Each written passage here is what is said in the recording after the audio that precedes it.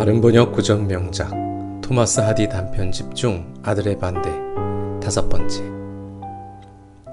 우울하지는 않지만 따분한 생활을 이어가던 어느 날 저녁, 아들과 단둘이 있을 때였다.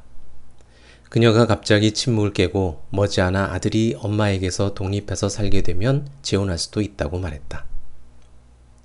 아들은 사리에 맞는 이야기라 생각했기에 결혼할 사람이 있느냐고 물었다. 그녀가 대답을 망설이자 아들은 불안한 듯 새아버지가 신사이길 바란다고 말했다.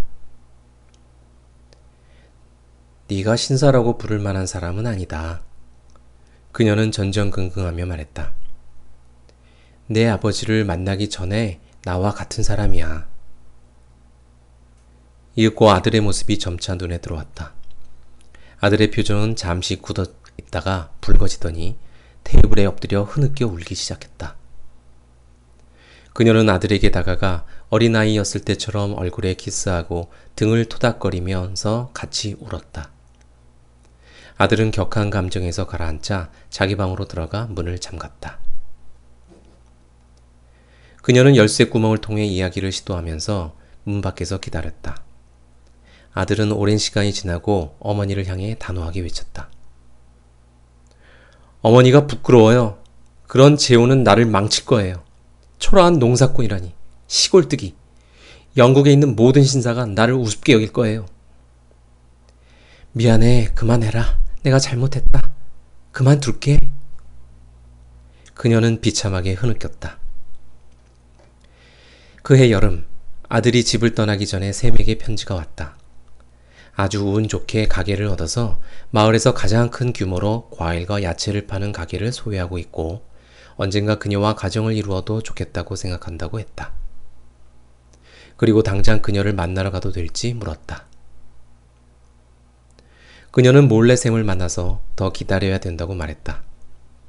가을이 지나고 크리스마스에 아들이 왔을 때 그녀는 그 문제를 다시 꺼냈다. 하지만 아들은 냉혹했다. 다시 이야기를 꺼내고 아들에게 냉혹하게 거절당하고 다시 시도하면서 여러 달이 지나갔다. 조심스럽게 설득하기도 하고 애원하기도 하면서 4, 5년이 흘렀다. 헌신적인 샘은 단호하게 다시 청혼했다. 이제 대학생이 된 소피의 아들이 부활절에 집에 왔을 때 그녀는 다시 그 이야기를 꺼냈다. 아들이 목사가 되면 자신의 집이 생길 텐데 무식한 엄마가 짐이 될 것이니 엄마가 없는 편이 나을 것이라고 말했다. 아들은 이제 어른스럽게 화를 내면서 동의하지 않았다. 그녀가 끈질기게 이야기하자 아들은 자기가 없을 때 어머니가 어떻게 할지 믿을 수 없었다. 어머니의 취향 때문에 분노와 경멸에 가득 찬 아들은 완벽하게 주도권을 잡았고 마침내 방에서 기도할 때 사용하는 작은 십자가와 제단 앞으로 어머니를 끌고 가서 무릎을 꿇게 만들고 아들의 동의 없이는 샘 홉슨과 결혼하지 않겠다고 맹세하게 했다.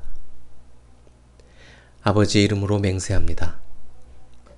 불쌍한 여인은 아들이 목사가 되어 성직자로 활동하면 마음이 누그러지리라고 생각하면서 맹세했다. 하지만 아들은 변하지 않았다.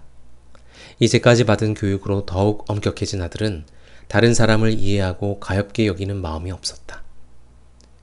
그녀는 헌신적인 청가물 장수와 소박하게 살 수 있었지만 아들에게 그보다 더 나쁜 삶은 없었다. 그녀의 다리는 점점 더 굳어졌고 남쪽으로 길게 뻗은 길가에 있는 집에서 거의 나가지 못했다. 그녀의 마음은 시들어가는 것 같았다. 나는 왜 샘에게 결혼을 하겠다고 말하지 못했을까? 왜 그랬을까? 그녀는 주위에 아무도 없을 때 구슬프게 중얼거렸다. 그리고 4년 후 어느 날, 한 중년 남자가 알드브리켐에서 제일 큰 과일 가게 앞에 서 있었다. 그는 가게 주인이었지만 오늘은 장사를 하지 않고 검은색 정장을 입고 있었다. 가게 창문은 반쯤 열려 있었다. 이윽고 기차역에서 다가오는 장내 행렬이 보였다. 행렬은 그의 집 앞을 지나 게이미드 마을로 향했다. 행렬이 지나가자 남자는 눈물을 글썽거리며 모자를 벗었다. 말끔히 면도하고 짧은 양복 조끼를 입은 목사가 장내 마차를 탄 채 잔뜩 환한 얼굴로 가게 앞에 서 있는 가게 주인을 바라보고 있었다. 끝. 원작 토마스 하디, 번역 한계수, 낭독의 김명철이었습니다. 감사합니다.